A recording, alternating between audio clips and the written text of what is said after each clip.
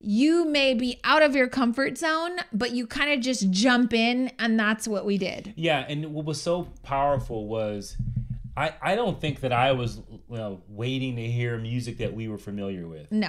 It never came. It never came. I just wanted to take in this new experience. Yep. Because I knew that at the end of the day, if I participated in it, then I was going to get the most out of it, and I was going to have a good time. As long as I had given up gave up your all. I gave it all, but I also gave up what I thought it should be, right. what my version of a wedding would look like, right? And embrace this new thing that was new to our lives. And at the end of the day, it was like, oh my God, we had so much fun.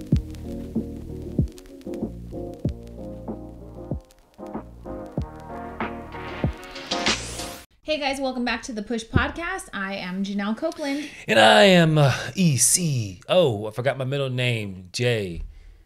I hate when you do that, honestly. What? Just let's try it again and just say, it's Eddie Copeland. All right, let's do it the boring way. Hey guys, welcome back. I'm Janelle Copeland. And I'm Eddie Copeland.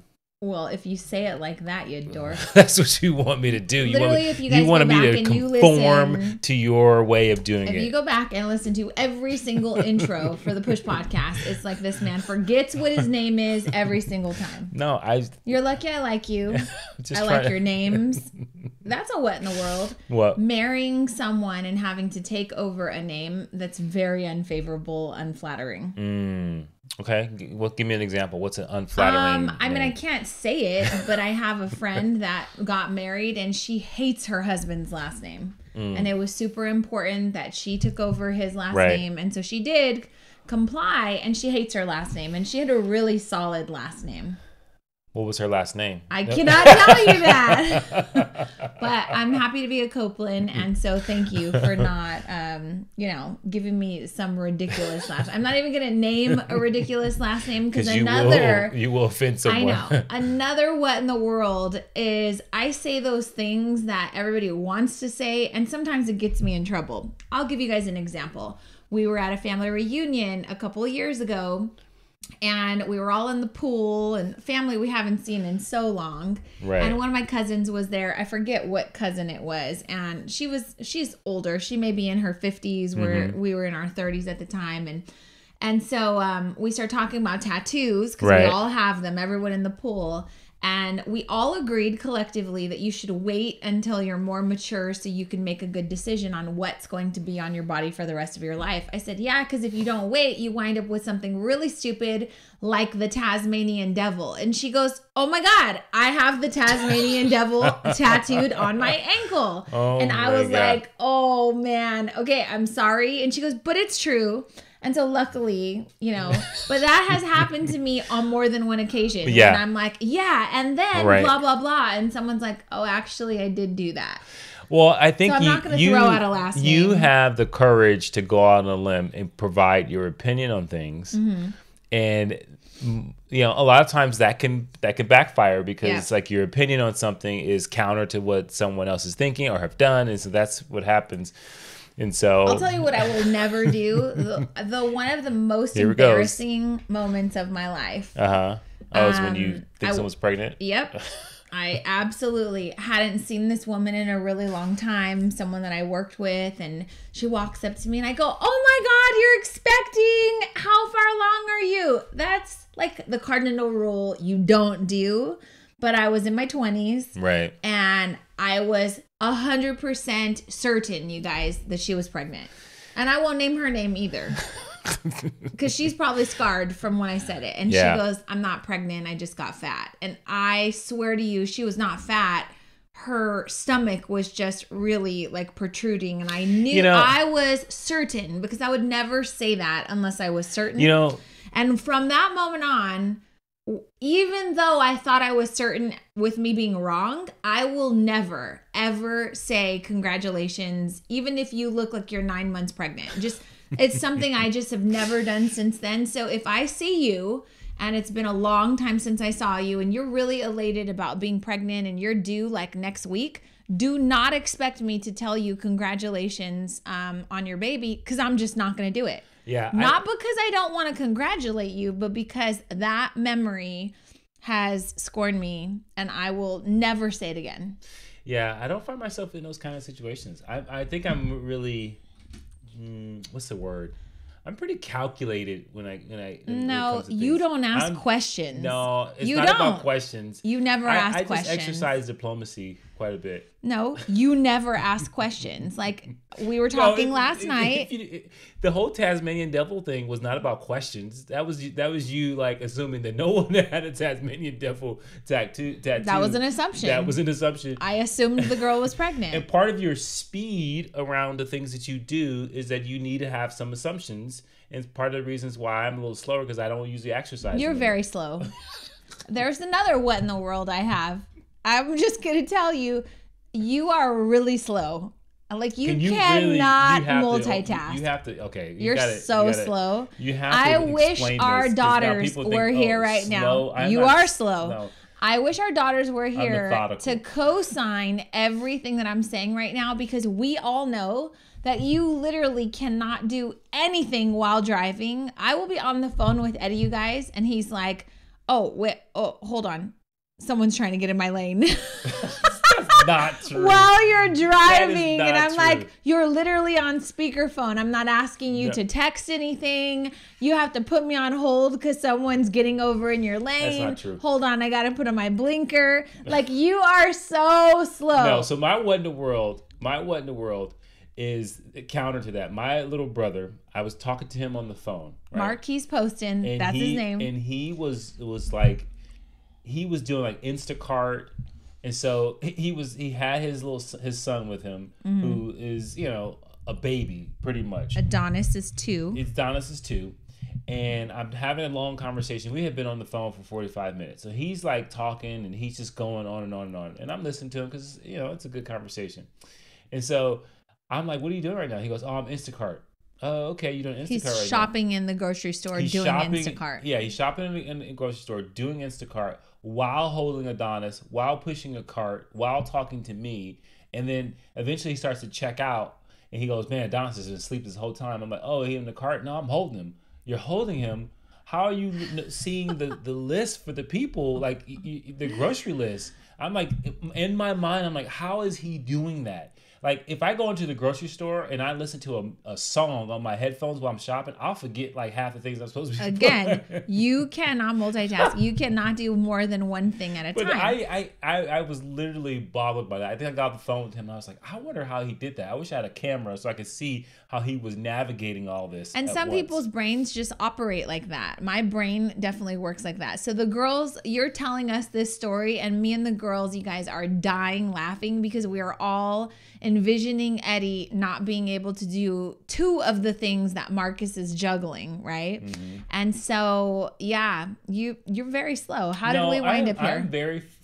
I will say this, a byproduct, I'm very focused. I can focus on one thing for a very long time. I'm not saying that there's something wrong with you. I am saying you are slow. When it comes to multitasking, you're not the guy. But every mom in the world that's listening to this podcast right now is like, yeah, I grocery shop all the time while holding a child and talking on the phone. Not a big deal. You throw in some AirPods. That's exceptional. Like, literally, this is what I'm saying, you guys. The bar is set so low for Eddie that he thinks that a conversation while grocery shopping is exceptional. No, it was.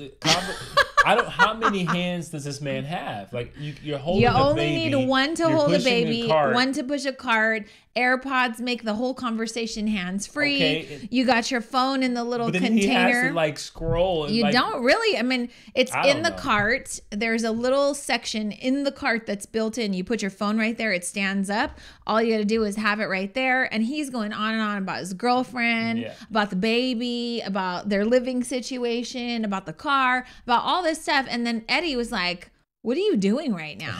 And he's like, I'm doing these 3 things, and Eddie thinks it's exceptional. Yeah, it was impressive. If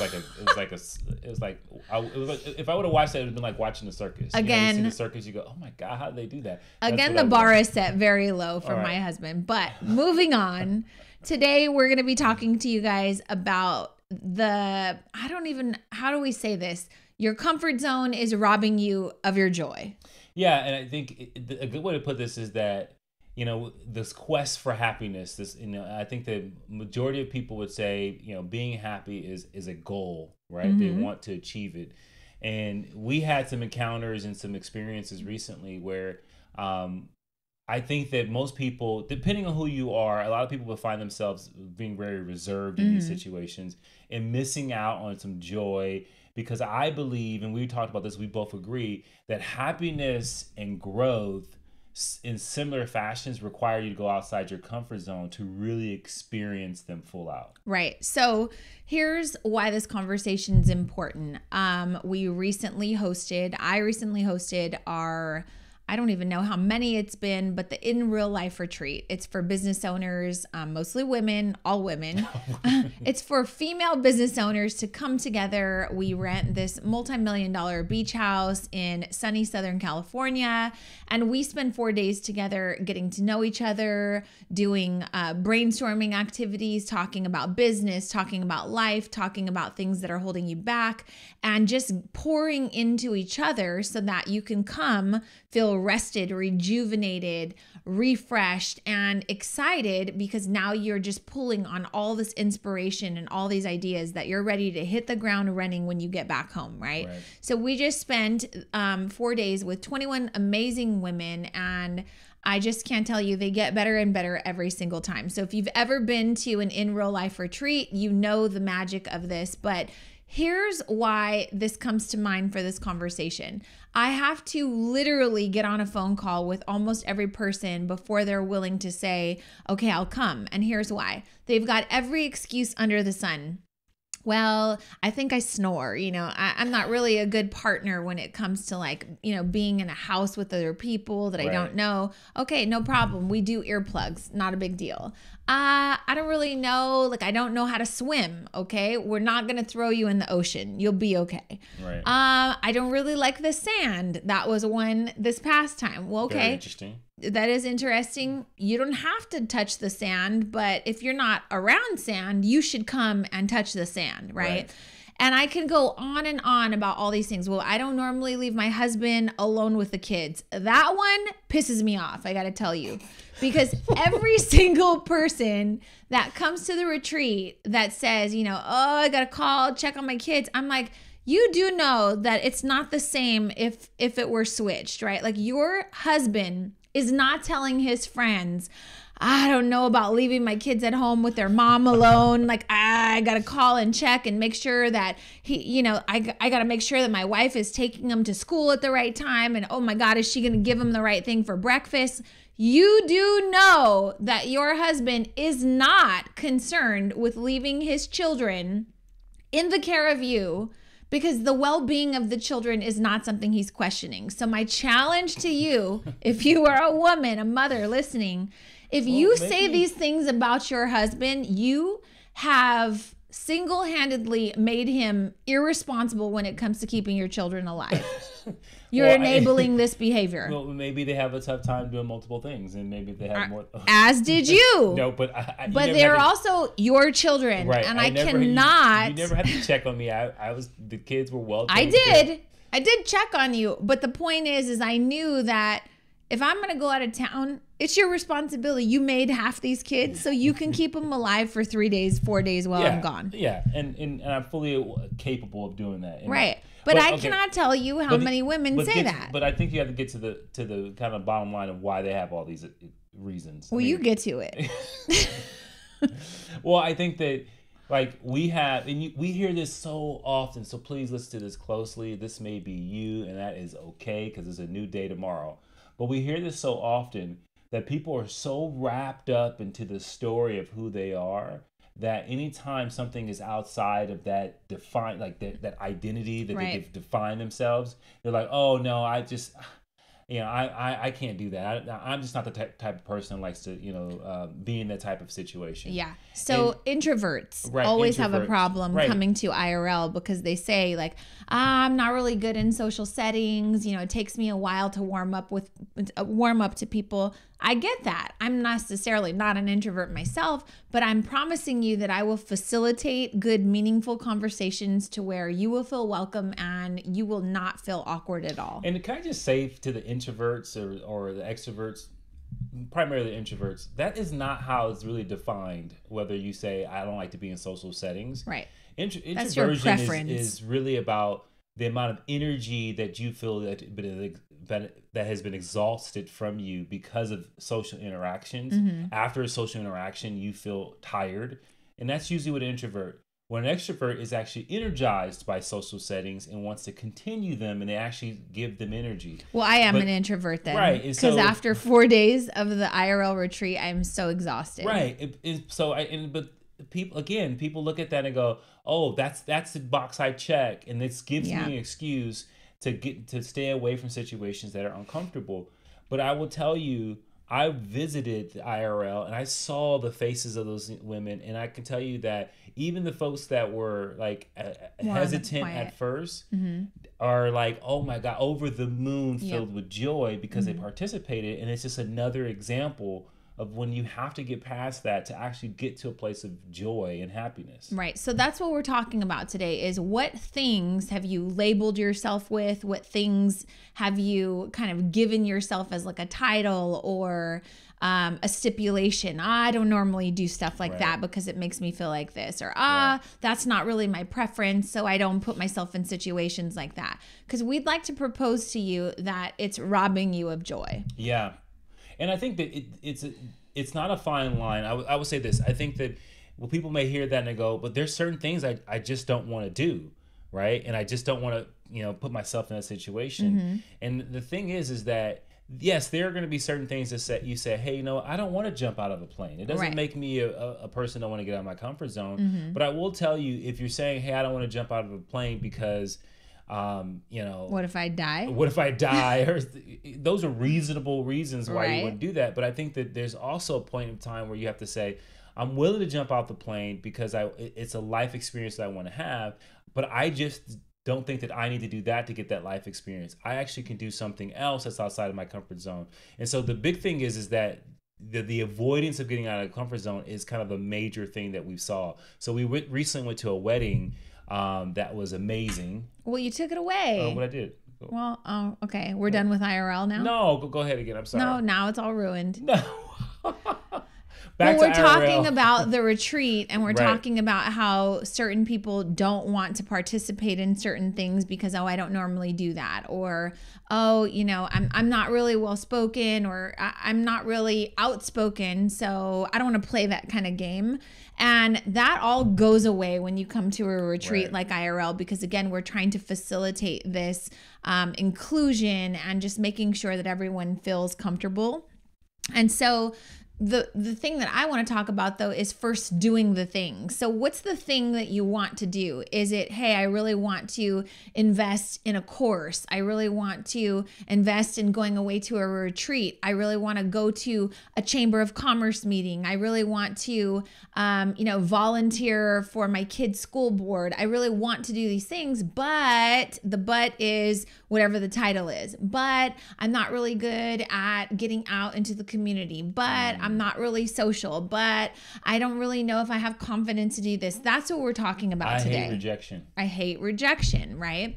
And so now this leads us to the second thing that has happened to us this week. Eddie got us invited to a wedding because it's one of your coworkers, right? Someone that works for you. Shout out to Nasir, who got married yesterday to a beautiful bride. They invited us to their wedding. And so Nasir is Syrian. Mm-hmm. Right? And Eddie says, hey, we're going to this wedding. So we get all dressed up. We go to this wedding. And a couple things to point out. Here's another what in the world. Most weddings run behind. Yeah. My brother just got married recently. And that wedding, I think, was about 30 minutes behind. Yeah. I think weddings are designed to be late. Right. Okay, so we pull up with 7.5 minutes before, the time. So we're supposed to be there at 3. We get there at 2:53, 7 minutes to spare. And the bride and groom are outside of the church getting ready to walk in. Never before in history have we been to a wedding where not only were they on time, but they were early. They were early. And so Eddie, he panics. He says, "Oh, we can't go in. We can't go in. We're late." I'm like, "We're not late. Hurry up, park the car. Let's go." And so we laughed and said jokingly, like, every black wedding we've ever been to has been way behind, never on time. Do you remember how long we waited for your cousin Brandon's wedding? No. We were sitting there for a solid hour and a half. That's right. Hour and a half before they finally decided to walk down the aisle. And I have no clue why it was taking so long. No clue. Somebody was late. Somebody was Your late. Aunt Shishi is always late. She is. Always late. Anyways. So wait, we get there 7 minutes early. We wind up going in. And immediately when we sit down, one of the uncles turns around and says, "Hi, welcome. Yeah. How do you know Nasir? We're so happy that you're here." Eddie says, "Oh, I'm a coworker." And he's like, "We just want to thank you so much for being here." Okay, thank you. So nice. Awesome. And then the ceremony begins and the entire thing is in Arabic. I love it. It was great. We didn't understand one single word. They didn't even say "I do" in English. He didn't even say "I now pronounce to you Mr. and Mr. Mrs. and Mr." Well, he did say that in English. I didn't hear that. Yeah, he said that in English, but everything else was in Arabic, right? Everything. And it was one of those things where I think I can speak for you. I was like, this is an amazing experience. I have never been to an Arabic wedding like this. And it was interesting because there were like this, at the end, there was like this lady did this like, really loud. And I was like, whoa, what is that? Yeah, right? High pitch. It's like a sound of joy. It's a sound of joy. Mm-hmm. And it was amazing. And so I think we both were thinking, okay, this reception is probably going to be the best thing we've ever been to because we don't know what to expect. You keep taking all of the steam. So we finish at the ceremony. And it was awesome. And then now the question is, do we drive an hour away? And also we have 3 hours to kill until the reception. Right. We're by the way, we're down the street from our house. So Eddie's like, "Well, do you really want to go?" And I go, "You know what? That whole thing was in Arabic and we didn't understand a lick of what they were saying. I bet you if we go to this wedding, it's going to be the best wedding of our life." Yeah. And so we both agreed that we were going to go. We went and grabbed some food, and we should not have done that because the amount of food at this reception was crazy. But here's how this ties in. One, would you have not gone to the reception if you went to the wedding and the whole entire service was not in a language that's familiar to you? Mm. When we travel, I notice that people seek familiarity. Mm-hmm. And that's the opposite of why you should travel. Food, and here's the thing: you go out of the country, and people are looking for the food they're used to. They're looking for burgers. They're looking for things that like resemble what they're used to. Oh, Starbucks, let's go. Instead in Thailand, of like we want to stay clear of those things. Like, right. I can get that anywhere because you're trying to experience it. And yes, are you going to eat something that you do not like? Right. 100%. But that's part of it, it's part of finding something you didn't know that you liked 100%. Or halfway around the world. And so that's one of the things I think is so important is that, like when I was talking about jumping out of a plane, maybe you should do it so that you can know that I really don't like that. Right. Right? I don't think I'm going to die, so I'm going to give it a shot just to see if it lights me up inside. But at the end of the day, like you got to try things at least once. And, and obviously that's I say that very loosely. I don't want you saying, hey, you got to try drugs once. No, I'm just saying... Yeah, maybe not. No, I'm just saying like those things are powerful. One of the things that we instilled in the kids, especially, and this may sound small, but I think it made a huge impact on their lives, is when we would go to amusement parks and they would see these big roller coasters and we would say, hey, you got to get on it at least once. Yeah, you got to try everything at least once. If you hate it, you never have to get on again, but you got to give it a shot at least once. And I just remember standing in line when Jordan was like barely at the height where we could put her on Tatsu, one of the most ridiculous roller coasters. And we had to fluff her hair up in order for her to be tall enough. And I can't tell you how many times people stopped us in the line and said, "Oh my God, you're getting on. Aren't you scared?" And I was like, please back up away from my kid. Right. But finally, by the 6th time someone asked her, she goes, "Mommy, should I be scared?" And I was like, these people don't know what they're talking about. This is going to be so much fun. Don't talk to strangers. Right. Stranger danger. Don't talk to them.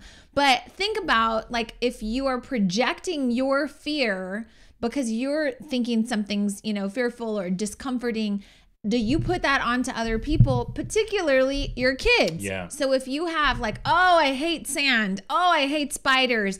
Oh, I'm a germaphobe. Whatever your phobia may be, you're going to give those things to your children. Yeah, and I think it's so limiting because I think we live in this life. We only get once so far that we know, right? And you look at your life and it's really a small moment in time from the grand scheme of things.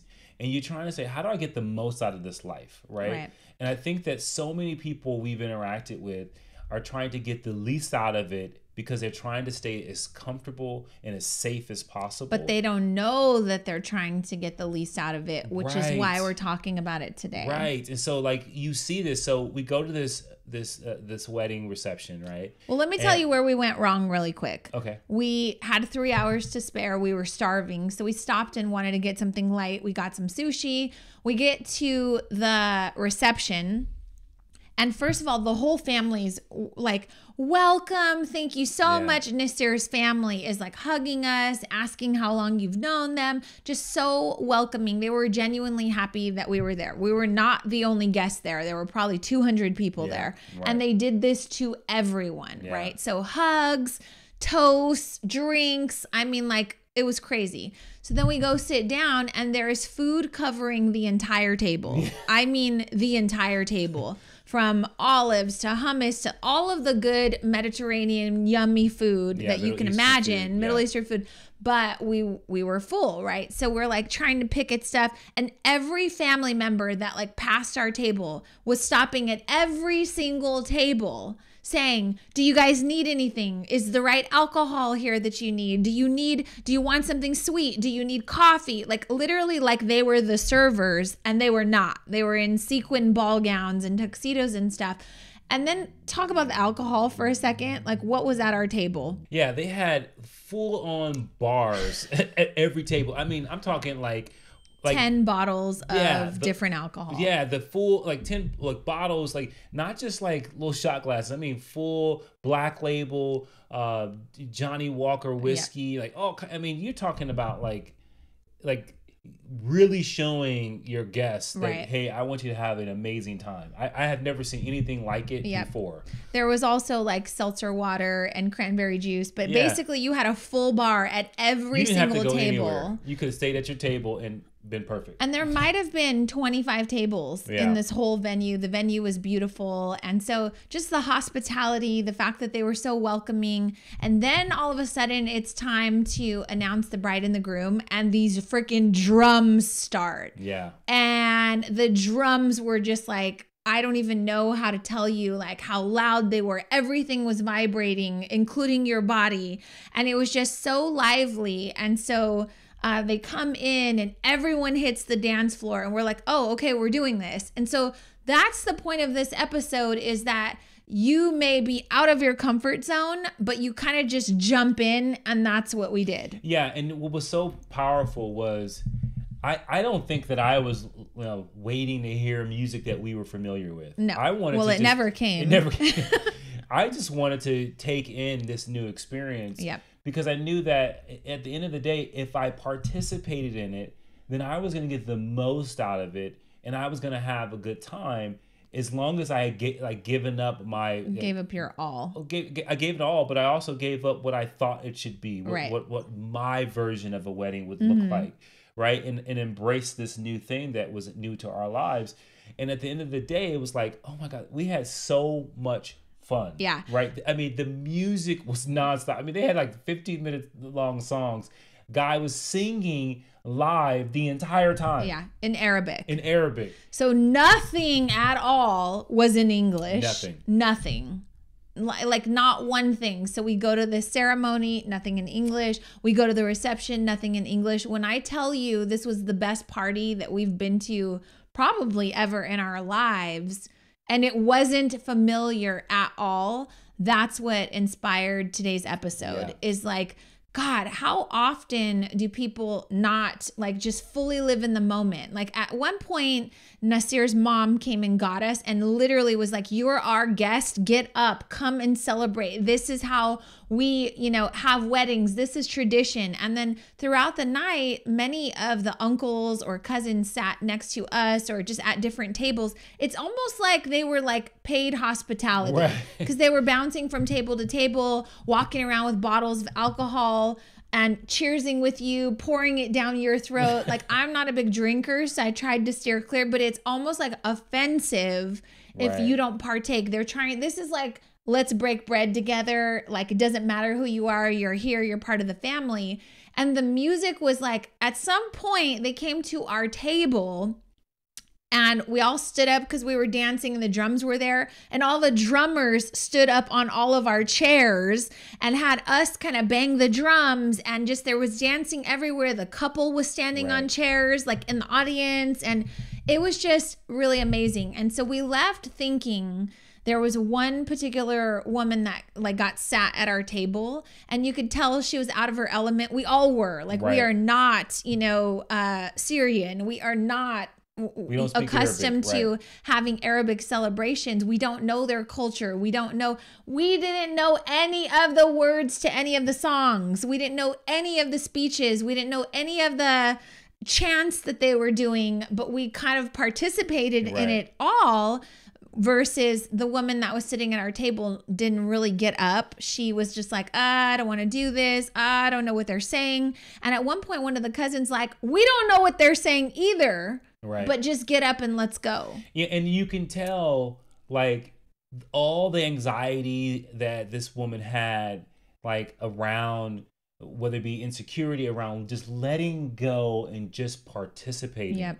And that was the thing I think that was powerful for me is like, as soon as we got up that first time and we got on the dance floor, I mean, in the middle of the dance floor with the bride and groom, with everyone circling around us, like at that point in time, you just let go and you say, I don't know what I'm doing, but I'm just going to do. Yeah. Right. And I'm going to participate. And they didn't want you to know. But I think it's important you participate in your ability to be happy, like your ability to like enjoy something new and something exciting.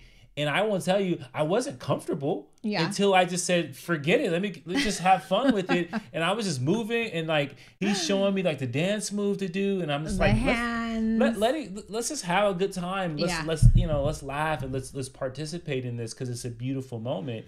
But we both thought about like, wow, that woman like was the epitome of some of the people we interact with that work so hard to hold on to your comfort. Right. And you're losing the moment right then and there. Yeah. Because we were sweating our asses off. Like it was so funny because Eddie said that the songs were like 15 minutes long. First of all, there was a guy singing live in Arabic. He never once took a break. Like not one single time. So all this food comes out. There's probably 6 different courses of food. But every time you think you can go back to your table and like have a break and like maybe eat something, another song starts and the whole place erupts. And so we get roped in again and we're like, what are they going to do with all this food? No one is in their chairs. Nobody's eating. The dance floor was so big, but I don't know if you realize like the bride and groom were in the center. And then it wrapped because you kind of connect and you go in a circle, but it wrapped at one time about 5 times. And so people are just going in a circle, but it's like one big giant snake that's wrapped around like 5 times.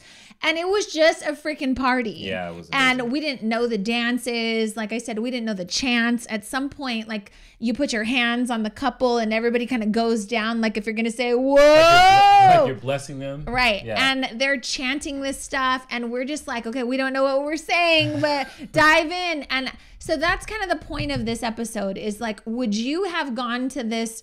Well, one, you went to the wedding. It wasn't in English. Would you have gone to the reception? Because what if you missed out on the most fun moment you've ever had in your life, right? Yeah. And as you were saying that, I can only think about people doing this. They go to the wedding reception and then they think to themselves, oh, well, this wasn't really convenient. This wasn't really for me. I didn't understand it. Yep. And so then they take that and they project that into, okay, I'm not going to go to the reception. It's probably not for people like me. Right. And they miss out on being a part of something extremely special because they're worried about them. Right. And I don't think that we were worried about ourselves. We I think just we were were worried honored about, to be invited to celebrate with them. And the hospitality and being able to say, wow, I went to a Syrian Arabic wedding and it was probably the biggest party I've ever been to. I was so angry that you're not Syrian. Like I genuinely feel like I got robbed of the most amazing Arabic wedding celebration, and I just am mad. Yeah. And so when we first got there, though, the guy that sat next to us, he goes, "Oh, have you guys ever been to an Arabic wedding?" And we were like, "Never." And he goes, "Buckle up. You have no idea what you're in for." I was like, "Oh, man, and I was like, "Okay." But we wanted to participate. And so that's the point of this. Like, would you want to participate, or would you be looking for something that's comfortable? Would you have said, "Oh, I'm so sorry. I left my kid at home. I got to go. Thanks so much." You would have missed out on all of the calories that we burned last night. What did you burn? Like 4,000 calories? 4,000 calories. Something ridiculous. Your watch was alerting you that we had like done too much. We were soaking wet, like dripping, like so was everyone else there, right? And so like the cardio was there, the laughter was there, the fun was there, and nobody cared like, oh, these Americans don't know what we're saying. Like they just wanted to include you. They just wanted you to participate. They wanted you to have a good time, and they damn sure showed us a good time. Yeah. And everybody there was equally willing to participate, which was funny because Nasir's sister just got married like within the last couple months or something. Mm-hmm. And so people started to tell us, oh, we do this for every party. Like this is just what we do. And I was like, what a fun culture to be a part of. What a fun culture to experience. And so this is why like the Push podcast is so important. Like we want to show you things that you might be missing out on. We want to show you that you shouldn't only be hanging out with people who look like you, who do the same things that you do, because I just think that's robbing you of so much joy that you could be experiencing. And I'm just so grateful that we had that opportunity and we dove in. Literally, it felt like a mosh pit a couple of times. And the music was great and they were super hyped. I mean, at one point, you guys, there was beautiful flowers and they're getting so hyped that they're grabbing flowers like roses that they spent thousands of dollars on, and they're just throwing them in the air, and there's rose petals flying everywhere, and then there's alcohol, and people are like, the grandpa, I think, is in the center, like going from shot to person, just like, you know, and everybody's participating, and it was just incredible. Yeah, and I think that one of the things I'll just say that I think is so important is that, you know, you don't need to have the right language. You don't need to have the customs. You don't need to like know the order of things.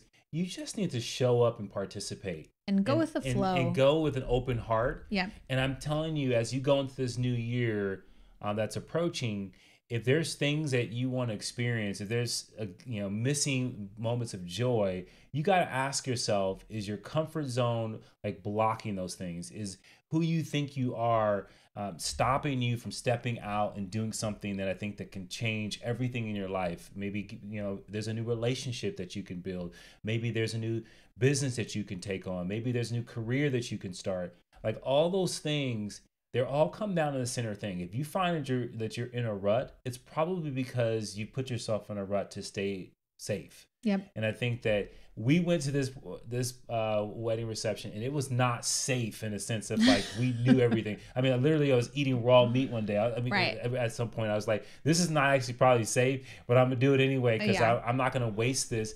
And and whether I liked it or not, it was like I'm gonna experience this, right? I'm not gonna sit here and just kind of keep myself in this little box of saying, okay, I only do these things because this is who I am. Yeah, there was some Arabic liquor that we tried. I don't know who I am.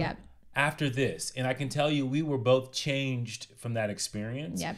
And so I think it's so important that people realize, stop thinking you know who you are, because who you are may be different after you experience something new. Yep. So shout out to Nas and his wonderful family and his beautiful new bride. We wish you nothing but amazing years to come. It's going to be rough at certain points, I can just tell you, as you grow your family. But we had an incredible time. Thank you so much. And if you are looking to get outside of your comfort zone in the new year, we want to invite you to join the Pusher Society. It's a monthly membership where we have people from all over the world come on, whether they're trying to achieve new heights in business or their career, whether they're looking to foster better relationships, whether they're looking to work on maybe their partnerships or their marriages or whatever it may be. There are so many different things that we cover every single month. So I'm going to invite you to head over to JanelleCopeland.com and look up the Pusher Society and see if it might be something that you could join to get yourself out of your comfort zone. We're going to be doing different challenges. They could be about wellness. They could be about getting outside of your comfort zone. They could be about facing some rejection. Lots of different things. We've got some really great ideas coming up for the year 2022. And if you're listening to this on the day that it was released, then you know that in 2 days it is Thanksgiving, my favorite holiday of the entire year. If you want some entertainment, go back and look for our previous episode. Well, we've done a Thanksgiving episode before about our traditions and how I don't let anyone cook. And I just love Thanksgiving. So we will link that in the show notes. But if this episode served you in any way, please take 30 seconds to just leave a review, leave a comment. Let us know if you have had the opportunity of celebrating or attending or throwing an Arabic wedding. We want you to invite us. Please invite us. We want to come and celebrate with you and your family. It was so much fun. But let us know if this episode served you and how you will plan on getting out of your comfort zone in the months to come. Thank you guys so much for listening. We'll talk to you later. Bye. All right, push through.